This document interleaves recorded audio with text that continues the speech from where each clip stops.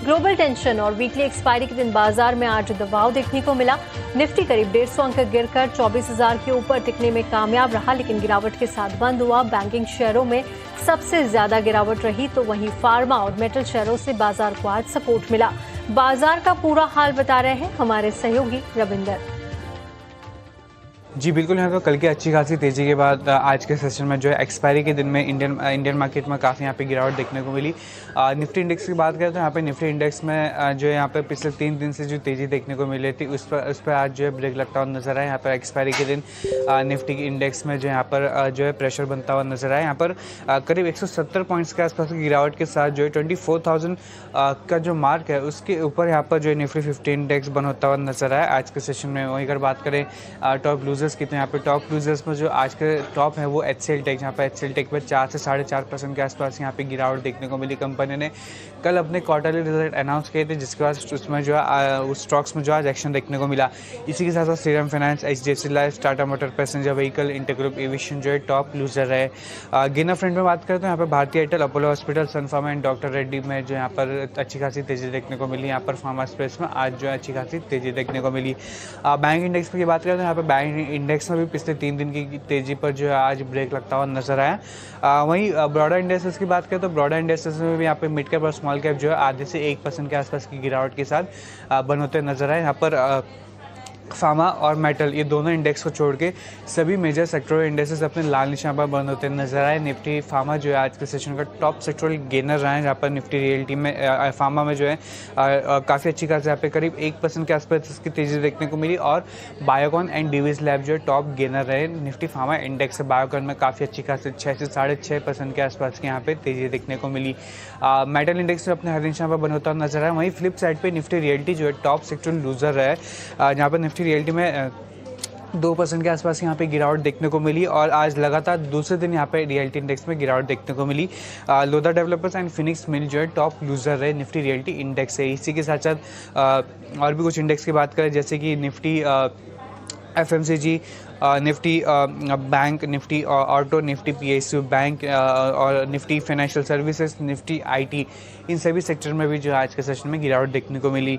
कुछ stock specific की बात करें तो यहाँ पर कुछ स्टॉक स्पेसिफिक में आज काफ़ी एक्शन देखने को मिला, जैसे कि जस्ट डायल। यहाँ पर याद रखिए 2 दिन पहले कंपनी ने अपने जो है रिजल्ट अनाउंस किए थे और मैनेजमेंट रिजीक हुआ था जिसके चलते कल के सेशन में जो है कंपनी स्टॉक्स में 20% का अपर सर्किट देखने को मिला। और आज भी यहाँ पर जो है इंटरडे बेसिस पर 18 से 19% का तेजी देखने को मिला जस्ट डायल में, यानी 2 दिन में करीब 40% के आसपास की तेजी देखने को मिली। इसी के साथ साथ जो दूसरा स्टॉक था आज के सेशन में काफ़ी बर्ज में रहा, PDS। यहाँ पर PDS लिमिटेड ने मल्टी ईयर डील साइन करने के बाद स्टॉक्स में जो है 16 से 17% के आसपास का जो है इंटरडे बेसिस पर स्टॉक में जो है रिएक्शन देखने को मिला। कल्याण ज्वेलर्स, यहाँ पे पिछले कुछ सेशन से कल्याण ज्वेलर्स काफ़ी फोकस में है। आज के सेशन में भी जो है 4% के आसपास के यहाँ पे कल्याण ज्वेलर्स में तेजी देखने को मिली आज के। और एक हफ्ते में स्टॉक्स में 47% की यहाँ पे तेजी देखने को मिली और एक महीने में करीब 51% की यहाँ पे जो है तेजी देखने को मिली कल्याण ज्वेलर्स में। बिल्कुल रविंदर, बहुत बहुत शुक्रिया आपका बाजार का पूरा अपडेट देने के लिए। और चलिए हमारे साथ 2 मेहमान भी जुड़ गए हैं, उनसे भी आपको इंट्रोड्यूस करा देते हैं। हमारे साथ जुड़े हैं Pradeep Haldar, founder and CEO, PhD capital के founder and CEO Pradeep Haldar. इसके साथ ही हमारे साथ कुणाल परार भी है। कुणाल जी बहुत बहुत स्वागत है। प्रदीप जी बहुत बहुत स्वागत है आपका 18 हाउस प्रदेश पर। मैं तृप्ति बात कर रही हूँ और सबसे पहले मार्केट पर आपका व्यू जानना चाहेंगे। देखिए ग्लोबल टेंशन बरकरार है, साथ ही क्रूड के प्राइसेस में भी उछाल देखने को मिल रहा है। निफ्टी की वीकली एक्सपायरी भी थी आज और इन सभी के बीच हमने बाजार में आज गिरावट पर ही कामकाज होता हुआ देखा। निफ्टी के लेवल्स की बात करें तो गिरावट के साथ 24,000 का यहाँ पर जो लेवल है उसे इंटैक्ट रखा है, 24,052 पर क्लोजिंग दी है। बैंक निफ्टी में आज हालांकि गिरावट ज्यादा देखने को मिली, 57,462 के लेवल पर बैंक निफ्टी बंद हुआ, करीब 650 अंकों से ज्यादा की गिरावट थी। प्रदीप जी, आज के मार्केट को कैसे देखा है आपने और कल के लिए क्या तैयारी करके रखना चाहिए, कौन से लेवल्स अहम होंगे? हाय, गुड इवनिंग तृप्ति जी, आपको, कुणाल जी को, एनईटी सदस्य के सारे दर्शकों को। एक स्टैंडर्ड डिस्क्लेमर के साथ ही स्टार्ट करूंगा। आप जितने भी स्टॉक्स एंड इंडेक्स को लेके बात करने वाला हूं, कोई भी स्टॉक्स एंड इंडेक्स हमारे पोर्टफोलियो में नहीं रहता है। No conflict of interest and registration granted by SEBI, membership of BC certification from NISM is no way guarantee performance of that intermediary or provide any assurance of return to the investors। तो basically जिस तरीके से closing हुआ है last trading session में almost 24,052 के आसपास, पूरा एक रेंज बाउंड ही था, और कहीं ना कहीं अगर मैं सपोर्ट अभी देख रहा हूँ तो सुबह भी मैंने ही बोला था कि 23,800 इसके नीचे नहीं आने वाला, और 24,000 अभी इमीडिएट लेवल पे 24,250 इसके ऊपर नहीं जाने वाला। अगर बीच में कहीं पे है, मैं या तो राइटिंग करूंगा, अदरवाइज मैं कोई ट्रेड नहीं करूंगा। कंसोलिडेशन रेंज के अंदर ही फंसा हुआ है लास्ट 2 3 4 5 दिन से, और जिस तरीके से फिर से कहीं ना कहीं हॉर्मूज को लेके टेंशन हुआ है, कच्चा तेल क्रूड ब्रेंट उछाल देखने को मिला है 70 से फिर से 86 79 के आसपास अभी क्रूड ऑयल चल रहा है। ब्रेंट अभी ऑलमोस्ट 86 के आसपास आया है। मुझे लग रहा है कि कहीं ना कहीं जिस तरीके का सिचुएशन बन रहा है, थोड़ा बहुत हमें सतर्क हाई अलर्ट होके काम करना चाहिए। लेकिन 23,250 एंड अबव क्लोजिंग मिलने में कहीं ना कहीं एक पॉजिटिविटी हमें 24,250 इसके ऊपर क्लोजिंग होने में एक बार 24,700 तक आते हुए दिखाई देंगे। रही बात निफ्टी बैंक का, 57,464 के आसपास का क्लोजिंग रहा है निफ्टी बैंक। एक बार आपको कहीं ना कहीं मुझे लग रहा है कि 57,100 से लेके 56,800 के आसपास एक अच्छा खासा बाइंग वो एक वैल्यू जोन है, वहां पे आपको करके जाना चाहिए जी। बिल्कुल ठीक। तो ये इंडेक्स पर सलाह और साथ ही जो लेवल्स हैं वो भी आपको बता दिए हैं। कुणाल जी, आज की क्लोजिंग को कैसे देखा आपने और कल के लिए कौन से अहम लेवल्स आप देख रहे हैं निफ्टी और बैंक निफ्टी में? हेलो, गुड इवनिंग आपको एंड गुड इवनिंग। प्रदीप को। वेल, आज मार्केट की मोमेंटम का एक्सपेक्टेशन वो नहीं था जो कल हमें क्लोजिंग देखने को मिला। कल के क्लोजिंग के बेस पे ऐसा लग रहा था कि यहाँ से अच्छी खासी मोमेंटम देखने को मिलेगी, लेकिन thanks to US and Iran जो ऑनगोइंग नेगेटिव डेवलपमेंट चल रहा है दोनों कंट्री के बीच में, और उसके बेस पे आज वापस मार्केट में एक अच्छी खासी गिरावट हमें देखने को मिली। बट जाते जाते एटलीस्ट मार्केट ने एक अच्छा काम हमारे लिए ये कर दिया कि उसने अपना जो क्लोजिंग है वो 24,000 के ऊपर हमें दिखाया, एंड 24,000 एक काफी अच्छा सपोर्ट है। 23,000 से लेकर 24,000 ये दो काफी अच्छे सपोर्ट है। अगर कल की ये सपोर्ट को होल्ड कर लेता है तो वापस 24,200, एंड अगर वो जैसे ब्रेक होता है वापस आपको 24,400 तक के लेवल दिखाने के लिए रेडी हो जाएंगे। ओवरऑल व्यू यहाँ पे बाउंस बैक का ही बन रहा है as per the technical chart, और जो support as per the maximum हुआ है पुट साइड में देखने को मिल रहा है वो भी 24,000 के सपोर्ट के अराउंड ही है, लेवल के अराउंड ही है। तो यहाँ से एक बाउंस बैक का एक्सपेक्टेशन हम निफ्टी में रख सकते हैं। तो ठीक। तो ये सलाह कुणाल जी की तरफ से निफ्टी और बैंक निफ्टी पर आती हुई। चलिए अब सवाल जवाब को शुरू करेंगे। पहला सवाल संजीव यादव का हमें मिल रहा है और गैब्रियल इंडिया के शेयर है, संख्या जो है 11 है, एंट्री प्राइस इनका 967 रुपये है और इन लेवल्स पर जानना चाहते हैं कि अब आगे की रणनीति क्या रखकर चलना चाहिए। आज की जो क्लोजिंग रही करीब 1% की गिरावट के साथ 1253 पर ये बंद हुआ है और इनका जो खरीद प्राइस था 967 रुपये था। प्रदीप जी, इन लेवल्स पर 3,000 का प्रॉफिट हो रहा है। गैब्रियल के चार्ट्स पर एक बार नजर डालिए। 6 महीने में अच्छी तेजी यहाँ पर शेयर ने दिखाई है, 34% से ज्यादा के रिटर्न दिए हैं। एक महीने में भी चाल अच्छी ही देखने को मिली है। क्या करना चाहिए? इन लेवल्स पर प्रॉफिट बुकिंग करें या फिलहाल बने रहें और भी अच्छे रिटर्न एक्सपेक्टेड है आगे? देखिए, मुझे लग रहा है कि कहीं ना कहीं उनको बने रहना चाहिए। चार्ट में स्ट्रेंथ ऑलरेडी टेक्निकल चार्ट में है, weekly daily and monthly chart में भी, एंड रिसेंट अभी देखिए ऑल टाइम हाई के आसपास आ चुका है। सो कहीं ना कहीं अगर आपके पास 2 क्वार्टर है मिनिमम, मतलब 6 महीना है मिनिमम, तो एक लेवल है 1335, यहाँ तक आपको आने का हाई पॉसिबिलिटीज है पर्टिकुलर स्टॉक। अगर 1335 एंड अबव एक बार वीकली क्लोजिंग मिलता है तो स्टॉक आपको ऑलमोस्ट 1650 से 1700 तक भी मूव आते हुए दिखाई देंगे। तो फिलहाल क्योंकि आप प्रॉफिट में चल रहे तो एक स्टॉप लॉस जरूरी होता है मार्केट में। 1150 का लेवल पे एक स्टॉप लॉस मेंटेन कीजिए, बने रहिए स्टॉक के साथ। बिल्कुल ठीक। तो अपनी पोजीशन इंटैक्ट रखिए, लेकिन एक स्टॉप लॉस लगाना जरूरी है। 1150 रुपए के एसएल के साथ आप यहां पर बने रह सकते हैं। अगला सवाल रविंद्र मिश्रा जी का आ रहा है। इंडिगो को लेकर सवाल है। 100 शेयर इनके पास 4,500 रुपए पर इन्होंने खरीदा है और पूछना चाह रहे हैं आंशिक मुनाफा वसूली करूं या फिर और खरीदारी इसमें कर सकते हैं। बढ़िया प्रॉफिट में है इन लेवल्स पर और आज की जो क्लोजिंग रही है इंडिगो की करीब 2 से 2.25% की गिरावट के साथ 5,110 के लेवल पर बंद हुआ है। कुणाल जी, इंडिगो की बात करें तो देखिए पिछले 1 साल में कुछ फ्लाइट डिसरप्शंस हमने देखे, क्रूड के प्राइसेस में उछाल देखा, काफी वॉलेटिलिटी रही मार्केट में, जिसके चलते यहाँ पर थोड़े से प्रेशर जरूर देखने को मिला, लेकिन 6 महीने में रिकवरी का एक अटैम्प्ट दिया शेयर ने। 7 से 7.5% की तेजी देखने को मिली। 1 महीने की चाल देखें तो यहाँ पर भी 5% की तेजी देखने को मिली। अगेन यहाँ पर हम देख पा रहे हैं कि क्रूड के प्राइसेस में फिर से उछाल आ रहा है, जियोपॉलिटिकल टेंशन फिर से बढ़ रहा है। अब ऐसे में आगे इंडिगो की चाल कैसी नजर आ रही है? क्या इन लेवल्स पर प्रॉफिट बुक कर लेना चाहिए?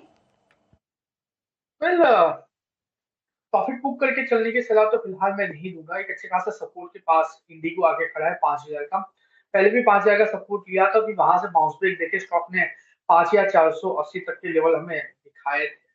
नो डाउट ये जो स्टार है, खास करके स्टार्टिंग फ्रॉम नवंबर 2025 से लेके टिल डेट इंडिगो का जो परफॉर्मेंस रहा चार्ट के ऊपर वो सबड्यूड रहा, तो खास से मोमेंटम नहीं देखने को मिली। और मल्टीपल रीजन थे। यहाँ पे एक बार इंडिगो ने मल्टीपल फ्लाइट हमारी कैंसिल की थी, नेगेटिव सेंटीमेंट वहां पे क्रिएट हुआ था। प्लस फरवरी एंड से ये जो वॉर चल रही है वहां पे क्रूड ऑयल के प्राइस की डायरेक्ट इंपैक्ट हमें एविएशन फ्यूल के ऊपर देखने को मिली, और इनडायरेक्टली इंडिगो जैसे स्टॉक में हमें करेक्शन देखने को मिला। फिलहाल ये जो व्यू है पर्टिकुलर स्टॉक को लेके, ये फिलहाल पोजीशन होल्ड करके चलने का ही है। 5,000 का एक स्टिक एसएल हम यहाँ पे मेंटेन करके चलेंगे। जैसे ही स्टॉक 5,000 का सपोर्ट मेंटेन करता है, ऊपरी लेवल पे 5,480 और 5,480 जैसे ही ब्रेक हुआ 6,000 तक के भी लेवल हम यहाँ पे देखने को मिल सकते हैं। तो अच्छे खासे लेवल पे खरीदारी है 4,500 के लेवल की। मैं कहूंगा इसको कैपिटलाइज करना चाहिए लॉन्ग टर्म में कन्वर्ट करके। ऑलराइट, तो इंडिगो पर इन लेवल्स पर ये सलाह, फिलहाल आप इसे होल्ड करके रखें। अगला सवाल कुमारेश का है। यूनिमेक एयरोस्पेस के 70 शेयर इनके पास 1263 के आसपास की खरीदारी है और इन लेवल्स पर सवाल पूछ रहे हैं कि स्टॉक पर आगे का आउटलुक क्या रहेगा। और आज की पहले क्लोजिंग देख लेते हैं तो देखिए करीब 2.5% की तेजी के साथ 1202 के लेवल पर बंद हुआ है। ज्यादा दूर तो नहीं है इनके बाइंग प्राइस से, लेकिन 4,000 से ज्यादा का लॉस ये इस वक्त झेल रहे हैं। प्रदीप जी, क्या सलाह होगी? 6 महीने के ऊपरी स्तर की तरफ जाता हुआ दिख रहा है यूनिमेक, क्या इन लेवल्स पर बने रहना चाहिए? देखिए, जितने भी private defence and aerospace related companies हैं, मुझे लगता है कि कहीं ना कहीं इनका अभी भी भागना बहुत बाकी है, अंडर वैल्यूड है अभी भी। उनको बने रहना चाहिए। 1202 के आसपास का क्लोजिंग रहा है। रिसेंटली अपने 20 and in fact 50 exponential moving average price के ऊपर भी सस्टेन हो रहा है। जो हम टेक्निकली देखते हैं, MACD, McD, moving average conversion, diversion भी यहाँ पे वीकली चार्ट में पॉजिटिव देखने को मिल रहा है। नेक्स्ट जो टारगेट निकल के आ रहा है वो रहेगा 1377 1380 के अराउंड। सो होल्ड करने का ही सलाह रहेगा। 1-1.5 महीना होल्ड करेंगे तो आपको 1380 का टारगेट यहाँ पे आना चाहिए। राइट, 1 से 1.5 महीना होल्ड करेंगे तो 1380 का टारगेट यहाँ पर एक्सपेक्टेड है। फिलहाल इन लेवल्स पर होल्ड की सलाह।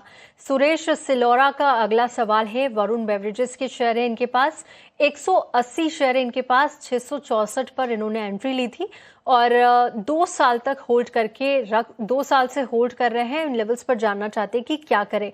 फिलहाल 34,000 से ज्यादा का नुकसान। आज की क्लोजिंग 470 रुपए रही है, हल्की तेजी के साथ। कुणाल जी, वरुण बेवरेजेस के चार्ट्स कैसे दिख रहे हैं? क्या इन लेवल्स पर करना चाहिए इन्हें अब? यहाँ पे जो व्यू है पर्टिकुलर स्टॉक को लेके वो फिलहाल पॉजिटिव साइड का ही है। एक न्यूज आए थे गवर्नमेंट जीएसटी को लेके, एंड वहां पे एफएमसीजी काउंटर्स में काफी अच्छी पिटाई हमें देखने को मिली थी। लेकिन कहीं ना कहीं ये स्टॉक ने अपने आप को काफी अच्छी तरीके से संभाला है। बॉटम पे 375 के बाद स्टॉक ने अपने आप को 550 तक भी लेके गया। फिलहाल स्टॉक एक माइनर करेक्शन जोन में है। 470 के अराउंड ये स्टॉक ट्रेड कर रहा है और लो लेवल पे 450 का काफी अच्छा सपोर्ट है। 450 के एसएल के साथ आप इसको एक बार होल्ड करके चलिए। यहाँ से एक बाउंस बैक देखने को मिल सकता है और वो बाउंस बैक में 550 और 550 जैसे ही क्रॉस होगा 650 तक के भी लेवल हमें यहाँ पे देखने को मिल सकते हैं। ओवरऑल व्यू जो है वो पॉजिटिव साइड का ही है। पोजीशन को 450 के एसएल के साथ होल्ड करके चलने की सलाह रहेगी। पॉजिटिव व्यू 450 रुपए के स्टॉप लॉस के साथ आप फिलहाल होल्ड करके रखें। अगले सवाल का रुख करेंगे। दीपक सिंह का सवाल है। विक्रान इंजीनियरिंग के शेयर हैं इनके पास, 2600 शेयर ले रखे हैं और करीब 74 रुपए के आसपास की इनकी एंट्री प्राइस है। शॉर्ट टर्म के लिए नजरिया चाहते हैं। प्रदीप जी, शॉर्ट टर्म के लिहाज से क्या करना चाहिए? फिलहाल इन लेवल्स पर करीब 4,000 का नुकसान होता हुआ आज की जो क्लोजिंग रही है वो 2.5% की गिरावट के साथ आज विक्रान इंजीनियरिंग बंद हुआ है। देखिए, उनका क्वांटिटी थोड़ा हाई है and buying cost to cost price के आसपास ही अभी है। 73.35 के आसपास का क्लोजिंग रहा है। मुझे लग रहा है कि देखिए ऑल टाइम हाई से अभी भी कैलकुलेट करके देखेंगे तो नियर अबाउट मोर देन 30% से ज्यादा करेक्शन इसमें है। शॉर्ट टर्म यहाँ पे व्यू नहीं होगा कुछ भी। जब से आईपीओ आया है अब देखिए सस्टेन नहीं हो पाया, नीचे आ गया। अब जितने भी पैटर्न लास्ट 6-8 महीना 1-1.5 साल का देखेंगे, कोई भी स्टॉक अगर अपने आईपीओ आने के बाद पोस्ट आईपीओ अपने आईपीओ हाई के ऊपर सस्टेन नहीं हो पा रहा है, तो कहीं ना कहीं स्टॉक अपने रिसेंट हाई से इजीली 30-50% नीचे डिस्काउंट में मिल रहा है। सो ये जो कंसोलिडेशन है ये तब सही होगा जब मैनेजमेंट का गाइडेंस नेक्स्ट 2-3-4 क्वार्टर का रिजल्ट बढ़िया होगा, उस टाइम पे यहाँ पे आपको मूव आते हुए दिखाई देंगे।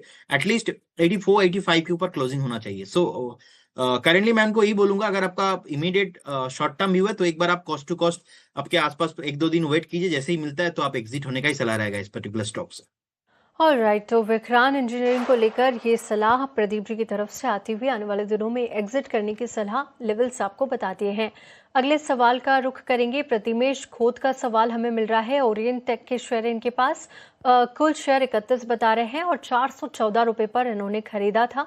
इस स्टॉक में खरीदारी करूं या फिर बेच दूं? फिलहाल 4000 का नुकसान, क्योंकि आज की क्लोजिंग 280 पर दिखी है, लेकिन 8.5% की तेजी आज ओरिएंट टेक में देखने को मिली। इनके बाइंग प्राइस से लगभग आधा होने की तरफ है ये स्टॉक दिख रहा है।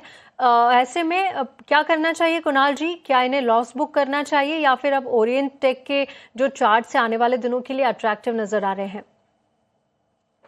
वेल 280 के अराउंड ये स्टॉक फिलहाल ट्रेड कर रहा है एंड व्यू यहाँ पे पॉजिटिव साइड का ही मेंटेन करके चलने की सलाह रहेगी। आज के दिन में भी 8% की मोमेंटम हमें देखने को मिली है स्टॉक में। आने वाले दिनों की बात करें तो 330 और 330 जैसे ही ब्रेक होता है 360 तक के भी लेवल हमें यहाँ पे देखने को मिल सकते हैं। तो जो व्यू है पर्टिकुलर स्टॉक को लेकर पॉजिटिव साइड का ही है, पोजीशन को होल्ड करके रखने की सलाह यहाँ पे रहेगी। तो ओरिएंट टेक को फिलहाल होल्ड करके चलने की सलाह इन लेवल्स पर आती हुई अगले सवाल को शामिल करेंगे। मोहित जैन का सवाल है, हटको को लेकर इनकी क्वेरी है। 222 शेयर है हटको के इनके पास और 300 के लेवल पर इन्होंने एंट्री की थी। होल्ड करे या फिर बेच कर निकल जाए, ये सवाल है इनका। 20,000 का नुकसान होता हुआ 1.25% गिरकर आज 207 पर इसने क्लोजिंग दी है। इनके बाइंग प्राइस से लगभग 100 रुपए नीचे आ चुका है। प्रदीप जी, पीएसयू कंपनी को लेकर क्या सलाह होगी और स्पेशली अगर हटको की बात करें तो कैसे देख रहे हैं आप आगे की चाल को? अब देखिए एक ट्रेंड रहा है, अगर आप भी देखेंगे कि 2021, 22, 23 जितने भी पीएसयू कंपनीज भागा है 24 के आसपास का टॉप बना है। 24 का ऑलमोस्ट लास्ट 2 महीना, उसके बाद 25, 26 नहीं चल रहा है। अब क्योंकि पीएसयू कंपनीज है और आप देखेंगे प्रॉफिटेबिलिटी में तो कोई प्रॉब्लम नहीं है। आप देखेंगे रिसेंटली भी ऑलमोस्ट लास्ट 4,000 करोड़ के ऊपर का पैट पोस्ट किया था, 41,000 करोड़ के आसपास का मार्केट कैप है।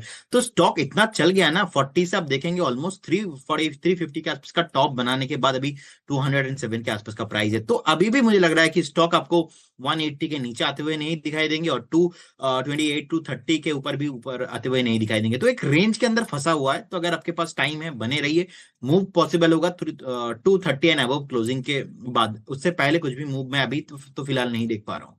ऑलराइट, तो ये सलाह इन लेवल्स पर प्रदीप जी की तरफ से आती हुई। चलिए आगे बढ़ेंगे और अब जान लेते हैं कल के लिए कौन से इवेंट्स इंपॉर्टेंट होने वाले हैं। इवेंट्स बता रही है हमारी सहयोगी अर्चना शुक्ला।